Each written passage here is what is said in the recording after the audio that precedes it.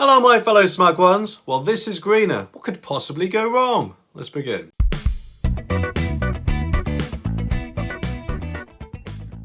E2 fuel changes. Drivers left fuming after user new petrol leaves engine sputtering. Drivers have been venting their frustration about the E10 fuel as concerns about the new petrol continue. And you know what? This was bound to be a problem with having only cars of around 10 years old actually supporting the fuel. A lot of people have older cars than that and are probably now worried that they've got something like a massive paperweight sitting in their driveways, as not all petrol stations offer the premium unleaded petrol, which apparently still uses the E5 petrol.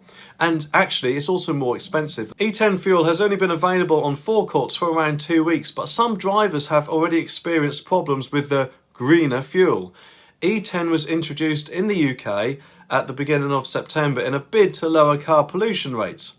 It is blended with up to 10% renewable ethanol and made up of materials such as low-grade grains, sugars and waste wood, making it greener than any existing petrol. Sounds like a nice meal, doesn't it? Anyway, it could cut transport CO2 emissions by 750,000 tonnes per year, which is the equivalent of taking 350,000 cars off of UK roads. Yeah, I could be totally wrong, but I think E10 petrol has actually taken much more of that off the roads because they can't use it. Anyway, and being better for the environment obviously all sounds well and good. But as the government is banning all petrol and diesel cars from 2030, would this actually make that much difference to the environmental impact? With only probably, I don't know, about 10 to 15 years worth of use before I'm guessing the majority may actually have electric cars. Unless that deadline gets pushed back, that is. But of course, that never happens, does it? Anyway, despite the environmental benefits, some on social media have criticised the move to bring in the new fuel, citing a number of issues. One Twitter user questioned the pricing of the new fuel and the effect it would have on their car. They said, "So with E10 petrol, we are now paying more for less petrol.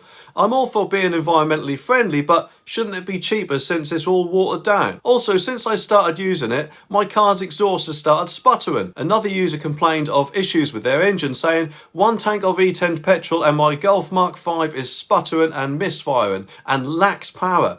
Topped it up with E5 and it's better. My car does not like this new fuel." And there's probably quite a lot of them out there. Here's a list of other cars currently on life support, and of course they'll probably be totally screwed when premium unleaded petrol also uses the E10 fuel. I just think it would have been better if the government gave people a bit more notice about this and also pushed back the E10 arrival date a bit too, but I guess they might want to give us a reason to buy brand new cars, or maybe even give us a gentle nudge or a massive kick up the bum to buy electric cars. So we're all ready for that brilliant 2030 deadline. YouTube's algorithm thinks you'd like to see one of these videos next, so let me know if it's right.